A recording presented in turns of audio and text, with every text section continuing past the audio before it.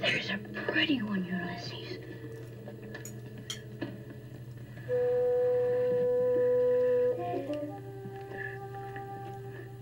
There it is. Hello BookTube, I'm Sean the Book Maniac. Welcome back to my channel.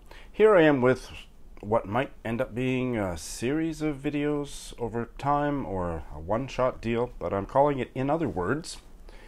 And I'm just gonna chat with you about some words, phrases, idioms, grammatical patterns that I've encountered in recent reading. Do a little bit of a deep dive into Google and find out a little bit more about some of these expressions and pass it on to you. I don't hold myself out as an expert. I am an English teacher and whatnot, but who cares about that? I'm just very curious about words, and I'm a very close reader. I love looking new words and phrases up when I read. I always do it when I'm doing an ebook because you just tap it and the definition comes up, right? Print books, I'm lazier, but when I'm doing a buddy read, I look everything up and drive my fellow buddy readers crazy with all my comments on this phrase and that word and what does this mean and how does its linguistic energy circulate in the text. So it's because of that recently I've done a couple of buddy reads where there was a lot of interesting vocabulary. I thought, maybe I'll just make videos about the linguistic oddities that I encounter in my reading, and maybe if you guys like it, I'll keep doing it. These are not in any sort of order, but I'll just go kind of book by book. I am reading, and actually I put it on the back shelf for a month or more, but yesterday spent a lot more time with it again. Catherine Mansfield's canonical collection of short stories, The Garden Party, and I'm reading the title story. And there's a bunch of young kids, and the boys want to tell the girls a secret. And instead of saying, you promise not to tell anyone or cross your heart and hope to die, the boys say, cross my heart, straight dinkum.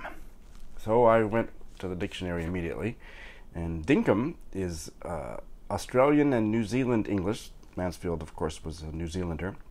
Can be an adjective or a adverb. Here it's, I guess, an adverb, meaning really, truly, honestly. So, cross my heart straight, truly. The phrase that I'm familiar with is cross my heart, hope to die. So, dinkum.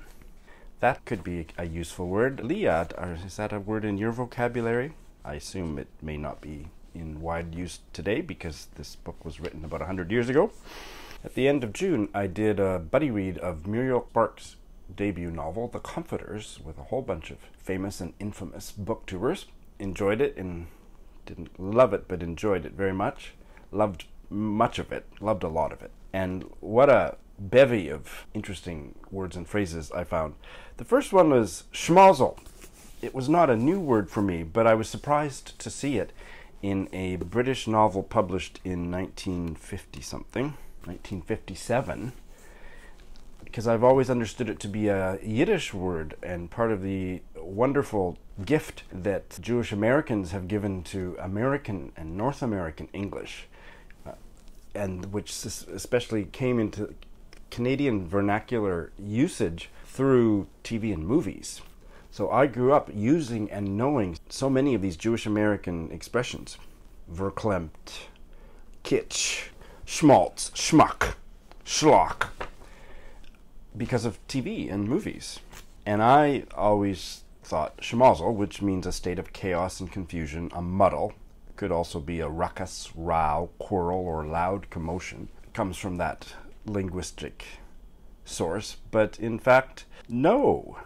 According to the internet, many people think it's the influence of Yiddish-speaking immigrants that brought it to America, but in fact it started in London's East End, and it was a term that was used by bookmakers and race course folks. Journalistic writings about racing use that word, and they think that it actually came from German immigrants to Britain, but not necessarily Jewish. So it's actually entered English through British English, not Jewish American English. So that was very interesting. I've always loved that word. Schmozzle. I have a book of Yiddish English called The Joys of Yiddish. I featured it in a video a while back. The author of that book, Leo Roston, says there's no connection with Yiddish it was an invented word, he thinks, that was an imitation of a Yiddish word, but in fact it is not. So, interesting. Maybe my favorite of the whole batch today, and Doris and I have had quite a few giggles back. That sounds so gay. Doris and I have had quite a few giggles back and forth about this word, but I love it. Lubricious. In The Comforters, one of the characters, Eleanor, is described as having lubricious poise. And I go, lubricious? What the hell is that? Lubricious means offensively displaying or intending to arouse sexual desire. So, basically, over-the-top sexy. I love that word. I didn't check to see if there's an etymological connection to lubricant, but it sounds like there could be. Lubricious, lubricant. Lubricate. Ooh. Ooh. Anyway, lubricious. Maybe the word of the year for Sean the Book Maniac. Next is needs must, and I thought I knew what this meant, but I didn't. So it's an idiom, and it means something is necessary. It originates, something is necessary, something is unavoidable, and most people, including the Oxford English Dictionary, think that it's a short form of the proverb, needs must when the devil drives.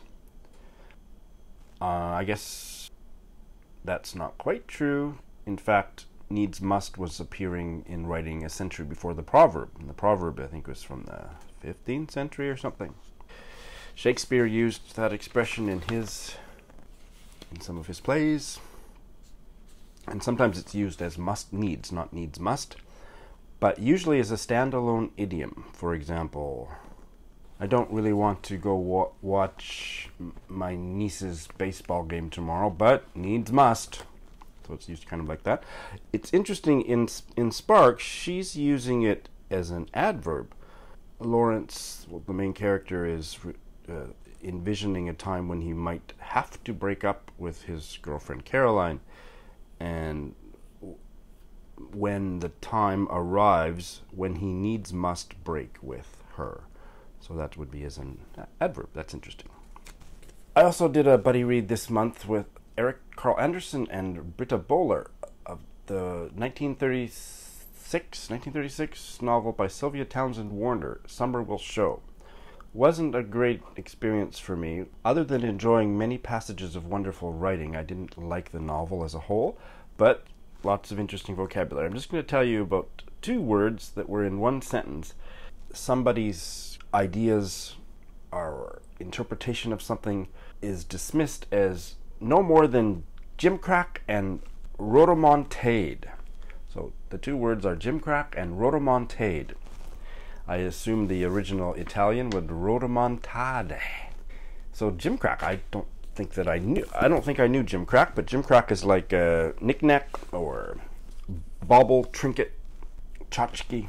It's just a little thing that's ornamental and of little value. So that was a new one. Rodomontade has a more interesting background. It means a bragging speech or vain boasting or bluster or a rant. But it came into English through a character in an Italian epic. Rodomonte was a fierce and boastful king in Orlando Innamorato, which was a 15th century epic poem, I'm not sure, epic, by Count Boiardo. And then there's a sequel written by a different poet several decades later, Ariosto's Orlando Furioso. So in English, starting in the late 16th century, people began to use that character's name, dropping the E, so rodomont, meaning a braggart, and then soon afterwards, rodomontade became the noun for empty bluster or bragging speech. So, rodomontade. The last one I have for you today is from a short story by Philip Roth that I read because I saw on the wonderful BookTube channel Stripped Cover Lit that they were doing a discussion of his story Defender of the Faith. And once I found out that I could read it for free online from the New Yorker, I did just that. And in the opening paragraph, somewhere in the opening few paragraphs, I came across this sentence. I had been fortunate enough to develop an infantryman's heart, which, like his feet, at first aches and swells, but finally grows horny enough for him to travel the weirdest paths without feeling a thing. Horny is a word that gets my attention, usually. Not used to encountering it in my literary fiction, but this meaning of horny is having a hard, calloused surface or texture. Horny skin. Yeah, horny skin would have a complete different meaning to me in other contexts, or horny-handed. So that's the meaning. Hard, calloused surface, rough. That made me think, why does horny mean horny? And I probably knew, but hadn't really thought about it, at least not for many years, that horny, the sexual meaning, comes from the animal's horn, and the animal's horn is also rough. And then I thought, oh my God, is that where the musical instrument comes from? Yes, horns are shaped like animal horns, and in fact, animal horns were, I guess, carved out or something, and they were some of the earliest musical instruments. So this is all stuff that I really hadn't sat down and thought about. And then, what a rabbit hole I went into, all the different meanings of horn. A dilemma, meaning a dilemma since the mid-16th century. Obviously, the car horn, a warning signal for automobiles since early 20th century. First usage as an erection, 1785. Telephone, meaning telephone, by about 1945. A symbol of cuckoldry since the mid-15th century. Well, I hope I haven't made you too horny. I hope I haven't been too lubricious. Hope it hasn't come across as a rodomontade or a simple gimcrack, but now I gotta go. Dinkum. Thanks for watching.